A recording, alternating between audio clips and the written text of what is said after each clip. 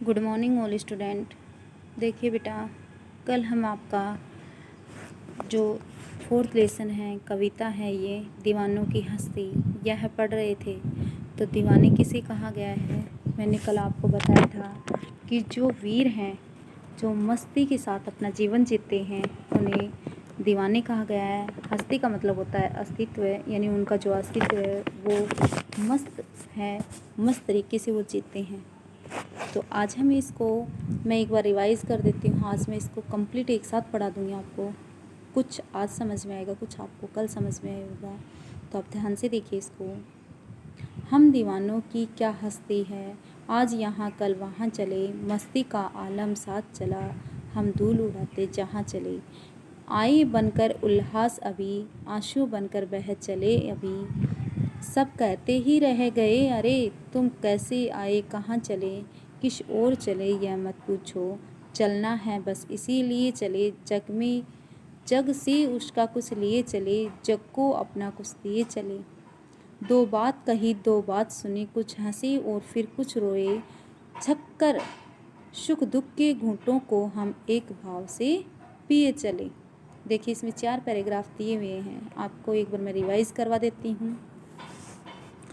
इस कविता में जो दीवाने हैं, इसका अर्थ है मस्ती के साथ जीने वाले उन वीरों की मनोदशा का वर्णन किया गया है जो मस्ती के साथ जीते हैं, जो मातृभूमि को स्वतंत्र कराने के लिए अपनी चाल हथेली पर लिए घूमते रहते हैं।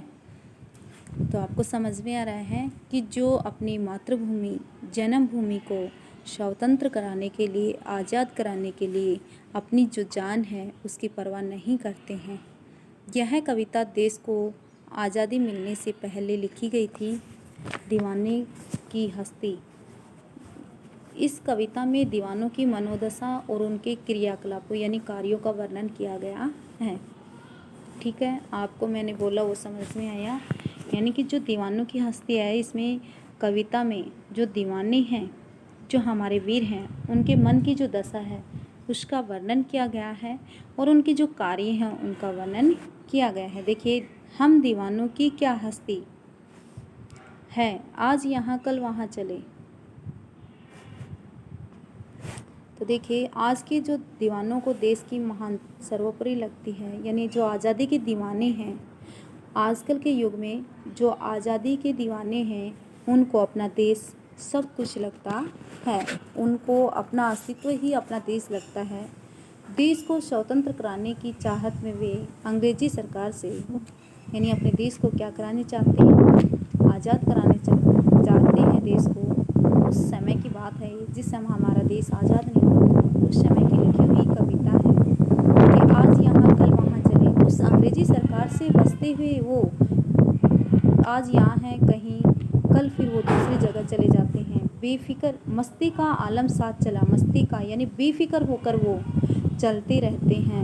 उनकी जो टोली है वो अंग्रेजी जो सरकार है उससे बचकर इधर उधर घूमती फिरती रहती है, छुपती रहती है। वो अपने देश को आज़ाद कराना चाहते हैं। हम धूल उड़ाते जहाँ चले, और वो चलते हैं तो ऐसा लगता है जैसे धूल उड़ रही हो। वो मस्त होकर चलते हैं, उनको किसी प्रकार का कोई भय और किसी प्रकार का कोई डर नहीं है। अगला पॉइंट देखिए, आए बनकर उल्लास अभी, यानी वो मस्त प्रकृति के जो लोग हैं, जो हमारे देश के वीर हैं, वो जहाँ भी जाते हैं आए बनकर उल्लास अभी। उल्लास का मतलब होता है खुशी। उल्लास का मतलब क्या होता है? खुशी होता है। यानी वो जहाँ भी जाते हैं वो खुशी बनकर आते हैं, उन्हें देखकर लोग खुश हो जाते हैं। लेकिन जब वो जाते हैं या फिर सरकार से जैसे वो बसते रहते हैं, इधर उधर घूमते हैं, तो उनकी दशा को देखकर लोगों की आंखों में आंसू बह चलते हैं। सब कहते ही रह गए, यानी सब कहते रहते हैं कि तुम कहाँ से आए हो और किधर जा रहे हो। सबकी आंखों में आंसू आ जाते हैं और वो पूछते रहते हैं कि तुम अभी तो आए हो, तुम कैसे आए, कहाँ चले, यानी अभी आए हो और कहाँ जा रहे हो। आगे देखिए, किस ओर चले यह मत पूछो, चलना है बस इसीलिए चले। तो वो जो हमारे जो वीर जवान हैं वो ये कहते हैं कि आप हमसे ये मत पूछिए कि आप किधर जा रहे हैं, क्यों जा रहे हैं। बस हम जाने के लिए ही आए थे, इसलिए हम चले जाते हैं, क्योंकि वो बेफिक्र हैं। वो अपने कर्तव्य की ओर आगे बढ़ते जा रहे हैं। उन्हें किसी से कोई लेना देना नहीं है। और वही लोगों से ये कहते कि हमारे आने की वजह है, आप मत पूछिए। जग से उसका कुछ लिए चले, जग को अपना को से दिए चले। वे उनका एक काम जगह रुकना नहीं है, यानी जो हमारे देश के आज़ादी दिलाने वाले जो वीर थे, उनको एक जगह नहीं ठहर सकते थे। वो उनको ठहरना भी अच्छा नहीं लगता था, क्योंकि देश को आज़ाद कराना था, लोगों की मुसीबतें दूर करना था, लोगों को खुशियाँ प्रदान करनी थी। इसलिए जग में आए, जग को कुछ लेने के लिए, यानी जग के दुख हरने के लिए और जग को सुख देने के लिए हम आए हैं और आगे बढ़ते ही जा रहे हैं। आगे देखिए, दो बात कही दो बात सुनी। वो लोगों के पास में बैठकर लोगों से बातचीत करते थे, कुछ अपनी कहते थे, कुछ लोगों की सुनते थे, कुछ हंसे और फिर कुछ रोए। यानी लोगों के सुख को देखकर वो खुश हो जाते थे, लेकिन जब लोगों को दुखी देखते थे, लोगों पे हो रहे अत्याचारों को देखते थे, तो वो बहुत दुखी हो जाते थे, रोने लग जाते थे। छक्कर सुख दुख के घूंटों को हम एक भाव से पिए चले। छक्कर यानी खूब, छक्कर यानी भरपेट। दुख और सुख के जो घूंट हमने एक भाव से, एक ही भावना से पिए हैं कि हमने जो भी सुख एक साथ जिया, दुख एक साथ जिया, हमने सिर्फ अपने देश को आज़ाद कराने के लिए ये भाव हैं उनके मन में। इसलिए कहा कि हमने ये सभी घूंटे हैं ये अपने देश को आज़ाद कराने के लिए पी हैं। ठीक है, आगे देखिए। इसमें देखिए, हम भिखमंगों की दुनिया में स्वच्छंद लुटाकर प्यार चले। हम भिखमंगों की दुनिया में स्वच्छंद लुटाकर प्यार चले। हम एक निशानी सी उड़ पर ले असफलता का भार चले। जो हमारे देश के जवान हैं, उन्होंने कहा है कि सुख दुख को समान भाव से हम क्या करते हैं, ग्रहण करते हैं और अपने लक्ष्य की ओर बढ़ जाते हैं। तो उन्होंने कहा कि हम भिखमंगों की दुनिया में, जो हमारा देश है वो कैसा है, दुखी है, दरिद्र है, अभाव में जीने वाले लोग हैं, उनको हम आज़ाद रूप से, स्वच्छंद यानी आज़ाद, अपनी इच्छा के अनुसार जीने के लिए अपना जो प्यार था वो लुटाकर चल पड़े हैं। हम एक निशानी सी उर पर, उर यानी हृदय दे रखा है इसमें। देखिए, ये उर का मतलब, ये हृदय दिया हुआ है, निशानी यानी चिन्ह, चिन्ह, निशानी का मतलब चिन्ह। तो आप देखिए कि हमारे देश के जो जवान हैं, वीर जो शहीद हो जाते हैं, तो वो कैसे शहीद होते हैं, उनके शरीर पर गोलियां लगती हैं ना, इसलिए वो शहीद हो जाते हैं। तो उन्होंने कहा है कि हम एक निशानी सी ओर पर, अपने हृदय पर एक निशानी लेकर जा रहे हैं, लेकिन असफलता का भार चले और हम सफल नहीं हुए देश को आज़ाद कराने के लिए। ये हमारा जो भार था, जो वजन था, ये हम साथ लेकर जा रहे हैं। यानी उन्होंने कहा है कि हमें दुख है, हम सफल नहीं हो सके। आपने देखा होगा, बहुत से हमारे वीर हैं, जाबाज सिपाही हैं, अब भी हैं, पहले थे। ये कहानी हमारी आज़ादी से पहले की कविता है। तो हमारे जो वीर भगत सिंह जी थे, इनको फांसी की सज़ा दे दी गई थी। बहुत से थे जिनको बहुत प्रताड़ित किया जाता था अंग्रेजी सरकार के द्वारा। तो ये जो पहले ही ख़त्म हो गए थे, वो कह रहे हैं कि हम असफलता का दुख हमें बहुत ज़्यादा है, हम दुखी हैं इस चीज़ से, लेकिन हम फिर भी अपने लक्ष्य की ओर बढ़ रहे हैं। अब अपना और पराया क्या, यानी यहाँ पर कौन अपना है और कौन पराया है, ये तो बात ही नहीं है, क्योंकि हम सब एक ही हैं। और वो जो जाने वाले हैं, वो हमारे देश के लोगों को आबाद रहने की शुभकामनाएं देते हुए अपने लक्ष्य की ओर बढ़ जाते हैं। यानी अपने देश आबाद रहे, स्वतंत्र हो जाए, इस प्रकार की जो शुभकामनाएं हैं, आशीर्वाद है, वो देते हैं और आगे बढ़ जाते हैं।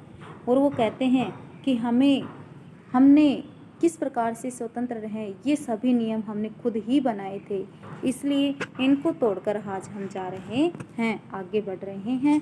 आप भी आगे बढ़ते रहे। देखिए, इसको एक बार मैं आपको हिंदी अर्थ ध्यान से सुने, सिर्फ इसका हिंदी अर्थ मैं आपको बता देती हूँ कंप्लीट। आप इसको ध्यान से सुनिए।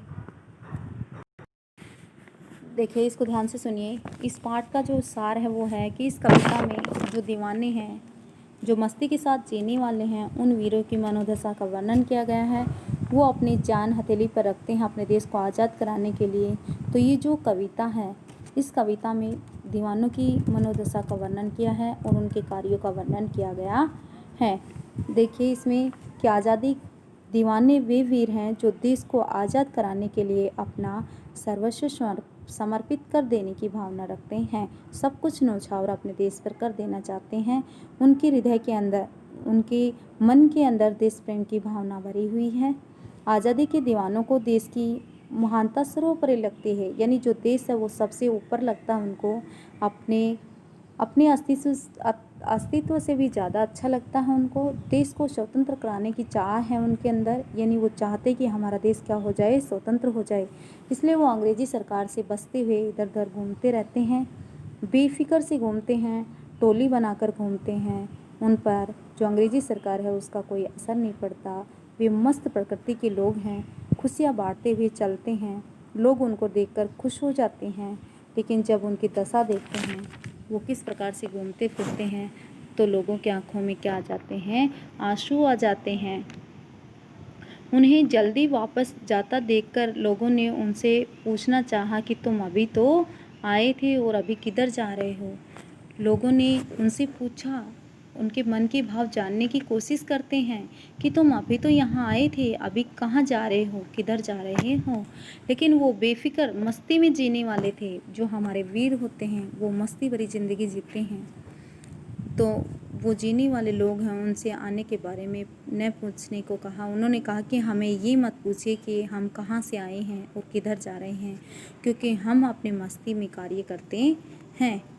वे लोगों की मुसीबतें तथा दुख लेने और अपनी खुशियों देने का प्रयास करते हैं। जो हमारे देश के जाबाज लोग होते हैं, आपने देखा कि हमारे देश के बहुत से महान प्रमुख शहीद नेता हुए उस टाइम, शहीद लोग थे।